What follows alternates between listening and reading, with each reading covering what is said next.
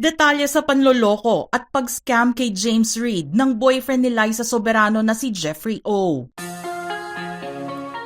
His true color showed. He's not the person that he said he was.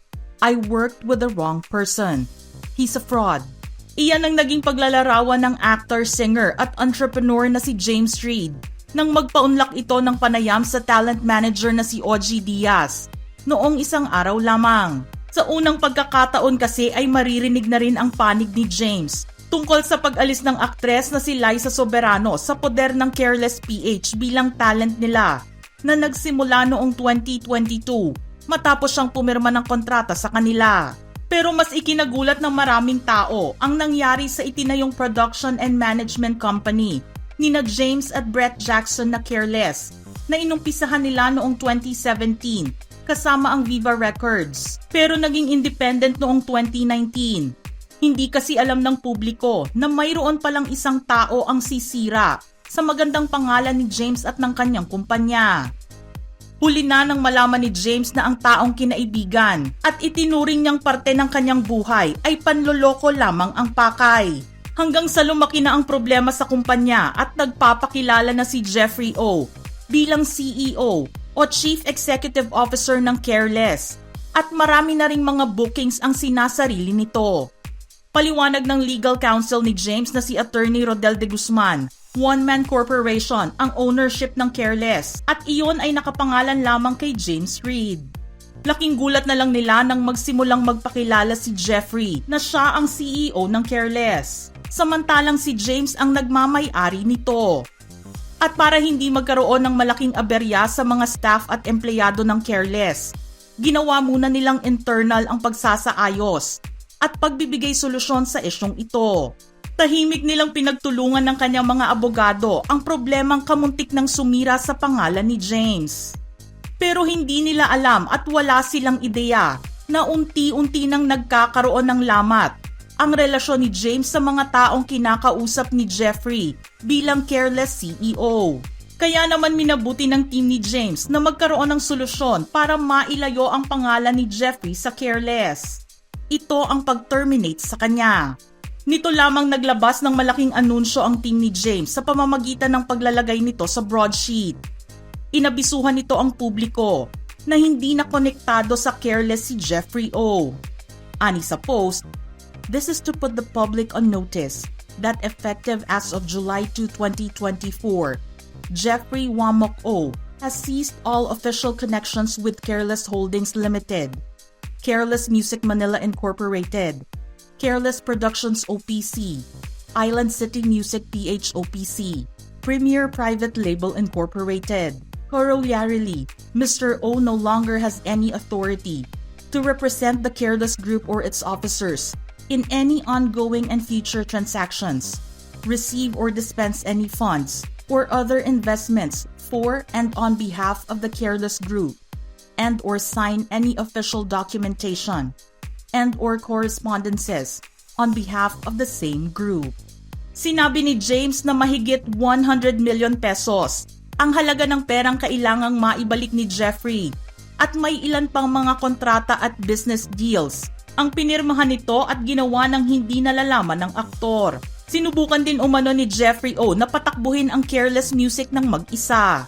Nilinaw naman ni James na ang aktwal na papel ni Jeffrey sa Careless Music ay nasa business development side, kung saan siya ay magtatrabaho bilang consultant ng kumpanya at hindi bilang CEO ng Careless Music. Ngunit iba ang ipinapakita at pagpapakilala nito sa kanyang sarili sa mga possible clients and partners nila. Pumipirma rin siya ng mga dokumento bilang CEO, pero hindi siya bahagi ng korporasyon. Kung inyong maaalala, nagkaroon ng Wavy Baby Festival sa Cebu noong nakaraang taon, kung saan ilang mga foreign acts ang kasama ni na James na mag-perform para sa pagdiriwang ng sinulog. Ilang araw din ang naging performance nila para rito. Ang mga attendees doon ay walang alam na ang mga suppliers at sponsors na kinuha ni Jeffrey O ay nag-back out na pala mula sa event. Nagpatuloy lamang ang Music Fest sa pagsalo ni James sa mga gastusin, kahit maraming aberya at kritisismo ang inabot nito. Ayon naman kay Attorney Rodel, pumasok sila sa isang kasunduan ni Jeffrey kung saan idodokumento niya ang lahat ng nawawalang transaksyon na ginawa sa ilalim ng Careless Music. Nangako si Jeffrey na tutuparin nito ang kanilang napagkasunduan.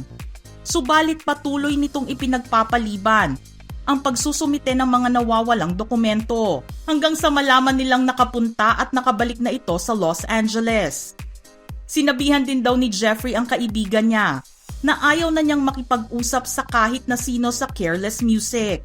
Matapos na magsagawa si Attorney Rodel ng audit sa Careless Music, inirekomenda nito kay James na ilayo na si Jeffrey mula sa lahat ng mga operasyon ng kumpanya.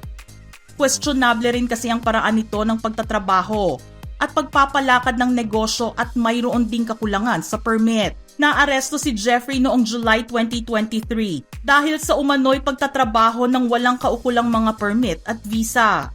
Kalaunan ay nakalaya siya sa piyansa noong August 2023. Ngunit sinabi ng Bureau of Immigration na nanghaharap pa rin siya sa ilang deportation cases.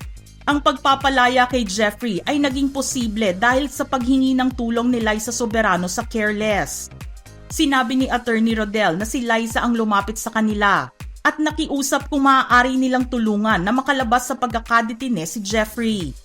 Naniniwala naman si OG Diaz na ginawa ito ni Liza dahil sa pagmamahal niya sa tao at kahit na sino pang mahal ng aktres ay kanyang ipaglalaban. Noon pang ang isang taon lumabas ang tungkol sa tunay na pagkatao ni Jeffrey O. Matapos na mabalita ang pagkakahuli ng Bureau of Immigration sa Korean-American businessman sa kanyang opisina sa Makati City. Unang naibalita ang pagkakaaresto ni Jeffrey sa programa ni Christy Fermin at napag-usapan dito na walang permit ang kumpanya nitong Careless Management para makapag-operate sa Pilipinas. Base sa statement ng BI na in-issue ni Commissioner Norman Tansinco, immigration agents arrested the 34-year-old American in Poblacion, Makati after reportedly engaging in gainful employment without the necessary work permit in violation of Philippine immigration laws. A complaint lodged with the BI reported the American to have presented himself as the CEO of a Manila-based company as well as the owner of several restaurants without acquiring the necessary visas or permits. He will be facing a deportation charge and will remain in the BI's facility in Bikutan, Taguig during the proceedings. Dagdag pa ng showbiz columnist na maging ang ama ni James na si Malcolm Reed ay inireklamo na rin si Jeffrey dahil hindi na ibibigay sa kanyang anak ang napagkasunduan at perang ipinangako nito bilang partner.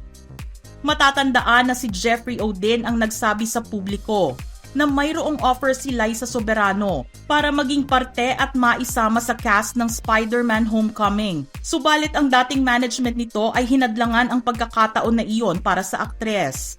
Mariin itong pinabulaanan ni OG Diaz na nangangalaga sa career ng aktres noon.